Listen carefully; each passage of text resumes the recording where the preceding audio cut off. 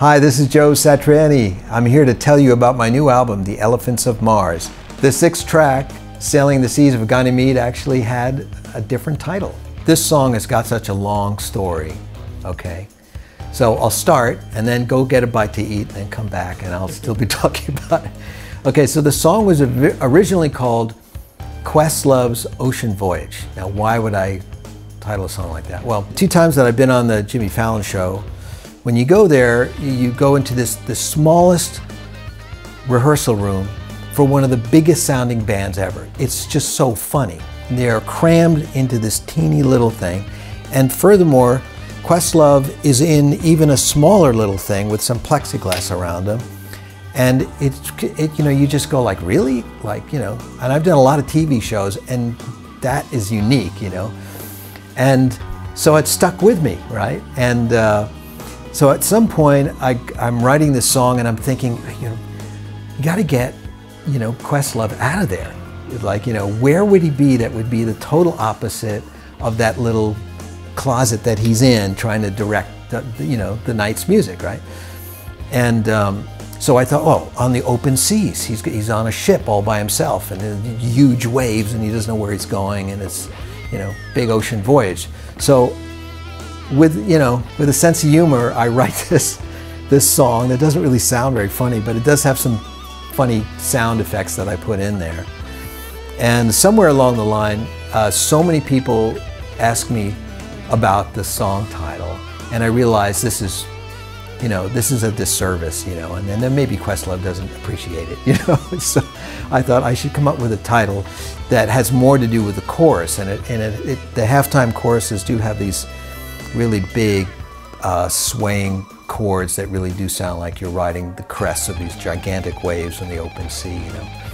So I thought, well, I'll just focus on that, you know, and where's the most exotic sea I could think about. And I had been reading about the moon, Jupiter moon, right? It's Jupiter, I think, Jupiter's moon, Ganymede, and how scientists think that there are these underground oceans, vast underground oceans. So I thought, okay, that's a great imagery, because then I can get everyone else to sort of provide the proper performance, because they have that title in their mind. And that's always really important when you're working with somebody. You know, if you say this song is about a banana, then every time they go to play, they go, what am I playing?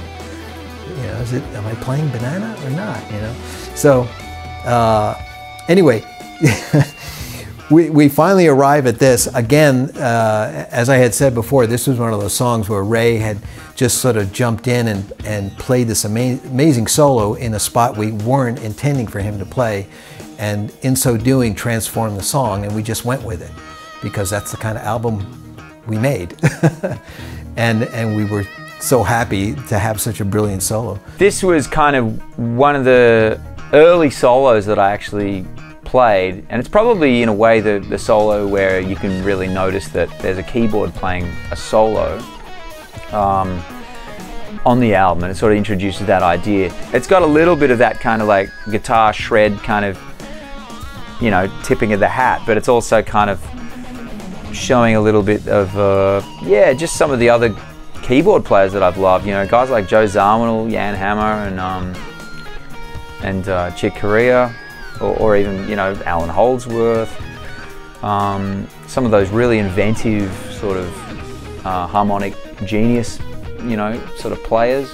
Not Satriani, the usual Satriani track, no guitars for the first minute and a half, at least on the demos, and so we built up with Joe's sound effects, keyboard pads on top of that, Ray that does this incredible solo, to then go into this different part with Joe doing that Indian part, which is just absolutely incredible. And he sent me that solo that really takes the song totally different directions. I put some, you know,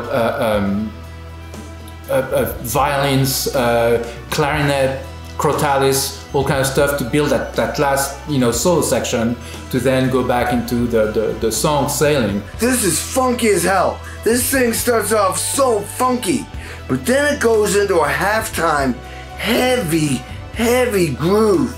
Another challenge, you know, with Joe's music is that it doesn't always stay in the same place. you know, throughout the song. So I would really focus on mastering the groove for the first part, the funky part, and then I'd really practice the groove of the second part. Then I would practice the transition from one mood, one style, one vibe into the next. The transition has to be spot on. In a lot of ways, this is my favorite song on the album, and not just because it's got wild bass stuff on it, it's just so far afield from the stuff that Joe usually does, and there's so many chances being taken in this song all over the place. I mean, the fact that we have stuff like Sahara and Bluefoot on the record makes stuff like this possible. There's so many different weird things going on here with the...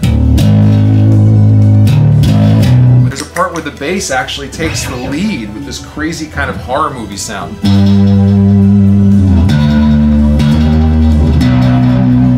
Suddenly it's a slap song.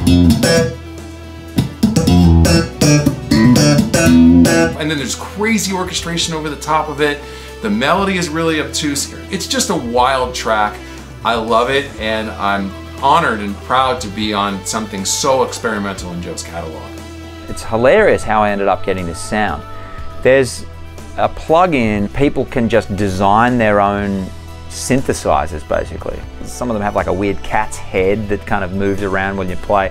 Just completely off the wall stuff that they never sell in a normal software package. I just ended up stumbling on this one particular one, and when I went to this particular sound within it that was preset, it's like, that sounds like a really distorted electric guitar, and I've always wanted to use it on something. It's completely off the wall, and to be honest, I don't really hear any other keyboards much being able to get to that level of like, that's actually very guitaristic. If I ever see someone at a show and they want to know what I used, I can actually tell them how to get there, but it's not something you can actually buy in a store. It's just kind of like a weird third party, someone literally just made it in their bedroom and just uploaded it, and I downloaded it and I played it. So whoever made that thing, I hope I get to see one day and say thanks, because that sound is really, really awesome, and I got to play it on a Joe Satriani record. I can never tire of it for some reason. Every section feels like it's new every time it comes by. I'm not even quite sure how to describe it. It's just, I just